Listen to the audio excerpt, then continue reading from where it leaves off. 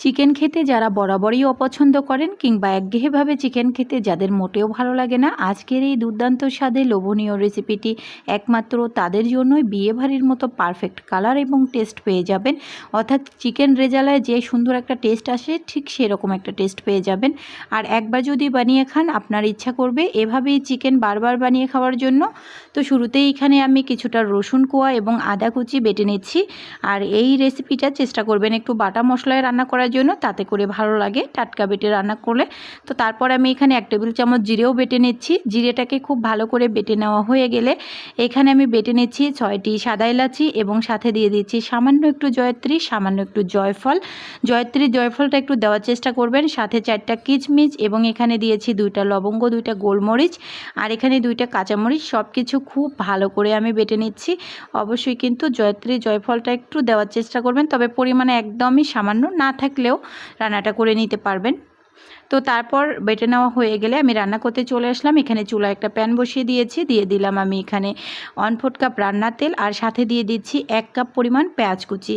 তো তেলের সাথে পেঁয়াজটাকে বেশ কিছুক্ষণ নেড়েচেড়ে ভেজে নিব। পেঁয়াজের যে একটা কাঁচা ফ্লেভার সেটা চলে যাওয়া পর্যন্ত, আবার খুব বেশি ভেজে নেওয়া যাবে না, জাস্ট পেঁয়াজের ফ্লেভারটা চলে গেলে এখানে আদা রসুন এবং জিরে বাটাটা অ্যাড করে দিচ্ছি। তো একেবারে যদি পেঁয়াজটা লালচে করেন তাতে করে কিন্তু কালারটা ভালো আসবে না। তারপর আমি এখানে দিয়ে দিচ্ছি 1/2 কাপ পরিমাণ পানি। পানিটা দেওয়া হয়ে গেলে এখানে আমি দিয়ে দিচ্ছি মরিচের গুঁড়া, দিয়ে দিচ্ছি 2 টেবিল চামচ আর দিয়ে দিচ্ছি এখানে হলুদের গুঁড়া 1 টেবিল চামচ, লবণ স্বাদ মতো দিয়ে দিচ্ছি আর এখানে ধনিয়ার গুঁড়া দিয়ে দিব 1 টেবিল চামচের মতো। সব কিছু খুব ভালো করে নেড়েচেড়ে কষিয়ে নেব। মশলার যত ভালো করে কষাবেন রান্নার টেস্টটা কিন্তু ঠিক তত ভালো আসবে। তারপর এখানে আমি দিয়ে দিচ্ছি ওই যে বেটে রাখা গরম মশলাগুলো। এবার আবারও একটু পানি অ্যাড করে দিচ্ছি, দিয়ে আবারও খুব ভালো করে কষিয়ে নেব। ওই যে বললাম মশলাটা ভালো করে কষিয়ে নিলে যে কোনো রান্নার টেস্ট ভালো আসে। তো যেহেতু দারুচিনি তেজপাতা বেটে নেইনি, এই জন্য আমি দারুচিনি এবং তেজপাতাটা এই পর্যায়ে অ্যাড করে দেখেন খুব ভালো করে আমি কিন্তু কষিয়ে নিয়েছি। আর মাংসগুলো না একেবারে ছোট ছোট পিস করে কেটে নিয়েছি। আপনারা চাইলে একদম বড় সাইজের করেও রান্নাটা করতে পারেন, তাতে করেও কিন্তু সিদ্ধ হবে যেহেতু জয়ত্রী জয়ফল দেওয়া আছে। আর চিকেনটা ছোট টুকরো করে রান্না করতেও আমার কাছে মাঝে মধ্যে ভালো লাগে, এই জন্য মাঝে মধ্যে আমি ছোট ছোট টুকরো করে রান্না করে নিই। যাই হোক, মশলার সাথে মাংসটাকে কিন্তু খুব ভালো করে নেড়েচেড়ে বেশ কিছুক্ষণ আমি ঢাকা দিয়ে রান্না করে নিচ্ছি। এ পর্যায়ে কোনো এক্সট্রা পানি অ্যাড করিনি। মশলা থেকে যে পানিটা উঠে এসছে এই পানি দিয়েই প্রথমে মাংসটাকে কিন্তু খুব ভালো করে কষিয়ে নিই। চিকেনের এই রেসিপিটা যদি ভালো লাগে ইউটিউব ফেসবুক যেখান থেকে দেখেন না কেন আমার পরিবারে যুক্ত হয়ে যাবেন।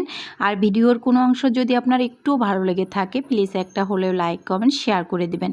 তো কথা বলতে বলতে খুব ভালো করে কষিয়ে নেওয়া হয়ে গেছে। এ পর্যায়ে আমি দিয়ে দিচ্ছি আবারও 1/2 কাপ মতো পানি, তবে এখানে অবশ্যই গরম পানিটা ব্যবহার করবেন। 1/2 কাপ থেকে একটু বেশি পানি দিয়েছি, অর্থাৎ 1 কাপের মতোই দেওয়া পড়েছে। তো কিছুক্ষণ পর দেখেন পানিটা কিন্তু প্রায় শুকিয়ে এসছে। এ পর্যায়ে আমি দিয়ে দিচ্ছি 1/2 কাপ মতো দুধ। তো দুধটা চাইলে আপনারা পানির সাথে সরাসরিও অ্যাড করতে পারেন, তাতে করেও হয়, তবে আমি পানিটা একটু শুকিয়ে নিয়ে অ্যাড করলাম। এই দুধটা অবশ্যই দিবেন, দুধটা দেওয়ার ফলে খুব সুন্দর একটা ফ্লেভার চলে আসে। লাস্ট পর্যায়ে এখানে দিয়ে দিলাম 1 টেবিল চামচের মতো চিনি। চিনিটাও অবশ্যই দিবেন, তাহলে কিন্তু এই যে বিয়েবাড়ির মতো একটা ফ্লেভার পেয়ে যাবেন। আর ঘি যদি ঘরে থাকে তাহলে অবশ্যই এই সময়ে একটু ঘি দিয়ে তারপর 1 মিনিটের মতো চুলায় রেখে নামিয়ে ফেলবেন। তো পরিবেশন করে দেখিয়ে দিচ্ছি, ভাত, রুটি, পোলাও, পরোটা যা কিছুই বলেন না কেন সব কিছুর সাথেই অসম্ভবভাবে জমে যাবে। আর চিকেনের মাছ পর্যন্ত এত সুন্দরভাবে মশলাটা এখানে অ্যাড করে না খেলে বুঝতে পারবেন না। ভিডিও দেখার জন্য অসংখ্য ধন্যবাদ। আল্লাহ হাফেজ।